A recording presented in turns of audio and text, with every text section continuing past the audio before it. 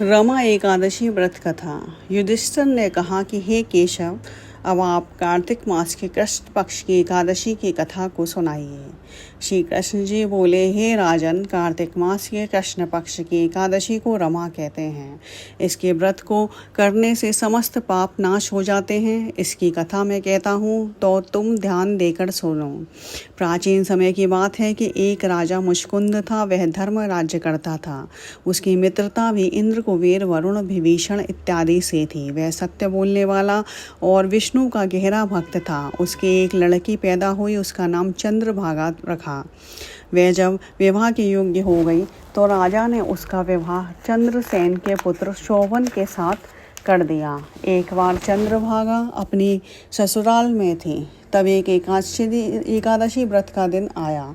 चंद्रभागा ने एकादशी का दिन समीप आया जानकर विचार किया कि मेरा पति अत्यंत दुर्बल है, इसलिए वह एकादशी व्रत ना कर सकेगा। इसलिए मैं भी ऐसा व्रत नहीं कर सकती हूँ, परंतु मेरा पिता की कठोर आज्ञा है। जब एकादशी का दिन हुआ तब राज्य में ढिंढोरा पिटा, जिसे सुनकर सोवन अपनी स्त्री के पास आया और उससे पूछा कि हे प्रिय, तुम मुझे कुछ उपाय बताओ, क्योंकि अगर मैं व्रत करूँगा तो अवश्य ही मर जाऊँगा। तब चंद्रभागा ने उत्तर दिया कि हे प्राणनाथ, मेरे पिताजी के राज्य में एकादशी में कोई भी भोजन नहीं करता है। जहाँ तक कि हाथी, घोड़े, ऊंट, भैंस, गाय, बैल आदि कोई भी पशु अन्न ग्रहण नहीं करता है। तब फिर आप बताइए कि आप किस प्रकार से अन्न ग्रहण कर सकते हैं। यदि आप भोजन करना चाहते हैं तो इस नगर को छोड़ करके कहीं अन्य जगह चले जाएं। यदि आप यहाँ पर रहोगे तो तुम्हें यह व्रत अवश्य ही करना पड़ेगा। सोवन ने उत्तर देते हुए कहा कि प्रिय, तुम्हारा कहना बिल्कुल सत्य है।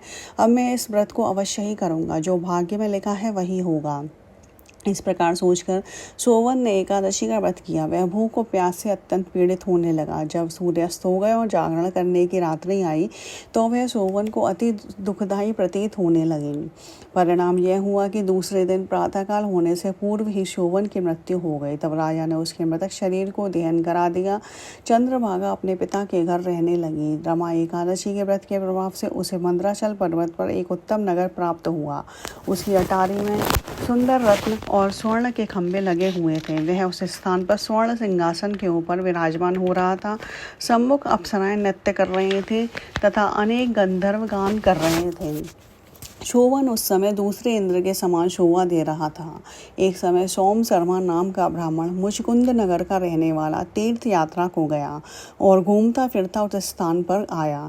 सोम शर्मा ने शोभन को राजा का जमाई जानकर पहचान लिया और वह उसके निकट गया। सोम शर्मा ब्राह्मणों को आया देखकर राजा शोभन अपने सिंहासन से उठ खड़ा हुआ और ब्राह्मण का सत्कार कर अपने पास में बिठा अपने ससुर तथा पत्नी चंद्रभागा की कुशलता के समाचार पूछने लगा। सोम शर्मा ब्राह्मण ने कहा कि हे राजन, हमारे राजा और आपकी पत्नी चंद्रभागा दोनों कुशल हैं। अब आप मुझको अपना समाचार सुनाओ, क्योंकि मुझे यह सब देखकर बड़ा आश्चर्य हो रहा है कि ऐसा विचित्र और सुंदर नगर ना तो मैंने कभी पहले देखा है और ना कभी सुना है। सो आपको किस प्रकार से मिला? शोभन ने कहा, हे ब्राह्मण, यह सब रमा एकादशी के व्रत का प्रभाव है। इसी कारण यह सब कुछ वैभव मुझे प्राप्त हुआ है, किंतु यह सब अधुव है। ब्राह्मण ने पूछा कि हे राजन, यह सब अधुव कैसे है और ध्रुव कैसे होगा? इस बात का रहस्य मुझे बताइए। शोभन ने कहा कि हे ब्राह्मण, मैंने श्रद्धापूर्वक रमा व्रत को किया था, उसके प्रभाव से मुझे प्राप्त हुआ है। मैं इसलिए इसे अधुव मानता हूँ। यदि तुम इस वृतांत को चंद्रभागा से कहोगे तो वह इसे ध्रुव बना देगी। सोम शर्मा ने मुचकुंद नगर में आकर सब वृतांत चंद्रभागा को सुनाया। यह सब वृतांत सुनकर राजपुत्री चंद्रभागा ने कहा कि हे ब्राह्मण, क्या आप यह वृतांत आंखों देखा सत्य सुना रहे हैं या कोई स्वप्न देखा है? सोम शर्मा ने समझाते हुए कहा कि हे राजकन्या, यह जो कुछ भी वृतांत मैंने कहा है वह सब अपनी आंखों देखा प्रत्यक्ष है। इसमें किंचित मात्र भी झूठ नहीं है, परंतु वह नगर अधुव है। तो कोई ऐसा उपाय कर जिसमें वह नगर ध्रुव बन जावे। चंद्रभागा ने कहा कि विपेंद्र, आप मुझे उस नगर में शीघ्र ही ले चलिए। मैं अपने पति को देखना चाहती हूँ और मैं एकादशी व्रत के प्रभाव से उस नगर को ध्रुव बना लूँगी। तब सोम शर्मा चंद्रभागा को अपने साथ लेकर मंदराचल पर्वत के पास वामदेव मुनि के आश्रम पर ले वहाँ लाए। तब वामदेव ने मंत्रों तथा व्रत के प्रभाव से दिव्य देह धारण कर अपने पति शोभन के पास चली गई। शोभन ने अपनी पत्नी चंद्रभागा को देखकर प्रसन्नतापूर्वक अपने सिंहासन पर वाम अंग पर बैठाया।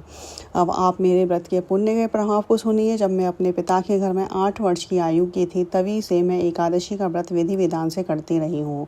उन्हीं व्रतों के प्रभाव से आपका यह नगर ध्रुव हो जाएगा और समस्त कर्मों से युक्त होकर प्रलय काल के अंत तक रहेगा और चंद्रभागा दिव्य देह धारण करके अपने पति के साथ आनंद पूर्वक रहने लगेगी। हे धर्मराज, यह मैंने तुमसे रमा एकादशी का महात्म्य कहा है। जो मनुष्य इस रमा एकादशी के व्रत को धारण करते हैं, उनके ब्रह्म हत्या आदि के समस्त पाप नष्ट हो जाते हैं। इस दिन केले का सागर होता है। ओम नमो भगवते वासुदेवाय।